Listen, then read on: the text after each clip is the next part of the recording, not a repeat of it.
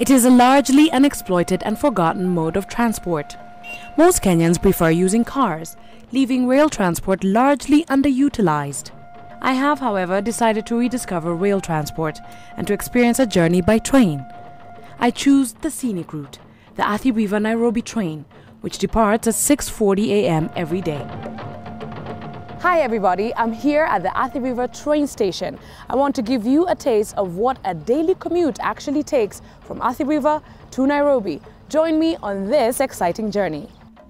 I'm pleasantly surprised when the train actually arrives on time.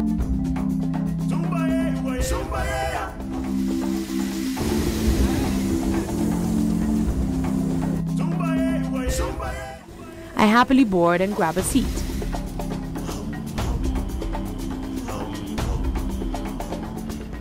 We pull slowly out of the Athi River station. Ahead of us, an hour-long journey through the Athi River plains, once swarming with wildlife. Through to Donholm, the smoggy iron roof slums in Embakasi,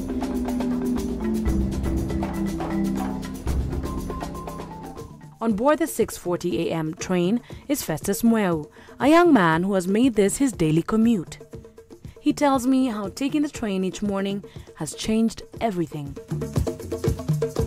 Most of the time I prefer the train in the morning because of the jam, obviously, on Mombasa Road, Nyayo Stadium, the jam and all that.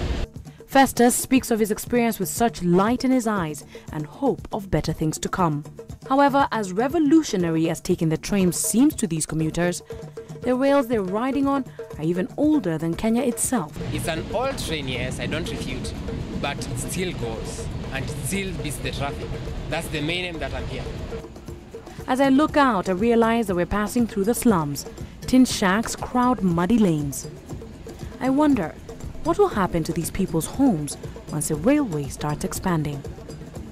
The conductor approaches me for fare. I'm surprised it's only 50 shillings.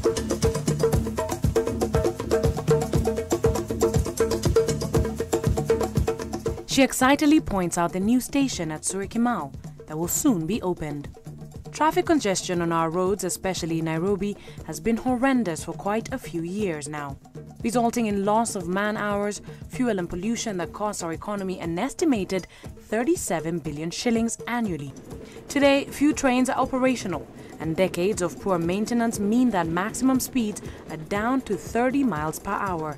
So a journey that should take about 20 minutes takes over an hour. Finally, into the heart of Nairobi.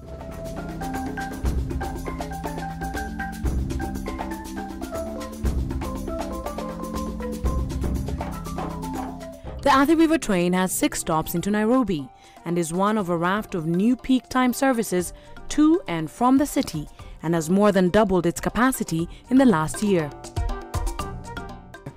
The number of passenger locomotives in general has risen by 65% since the Rift Valley Railways took over management of railway transport in Kenya.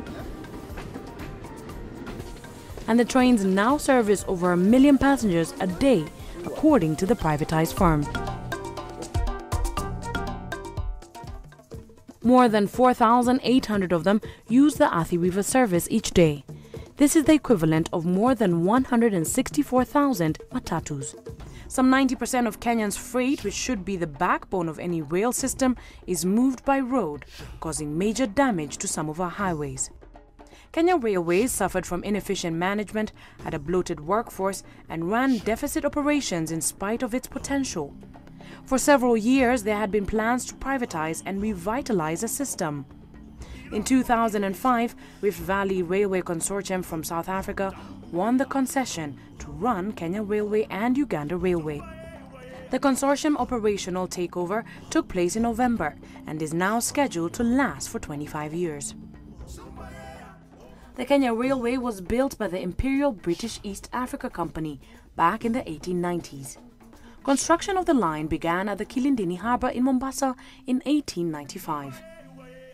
Today, Rift Valley Railways will spend $23 million in the next 1 year to rehabilitate the main railway line from Mombasa to Kampala.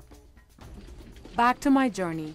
As the train pulls into the Nairobi station platform a little over an hour after leaving Athi River, I think to myself, Mr. Ondengo has a gigantic job ahead of him, with many commuters hoping he succeeds.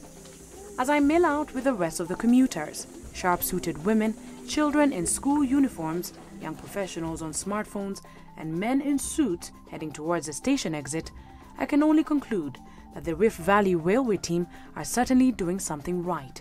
And this is definitely one experience I personally enjoyed and will recommend to many of my friends. A rough but promising start by the company, which now says it has enough locomotives working to achieve its 5-year targets. Will it be a celebrated success like other private firms? Only time will tell.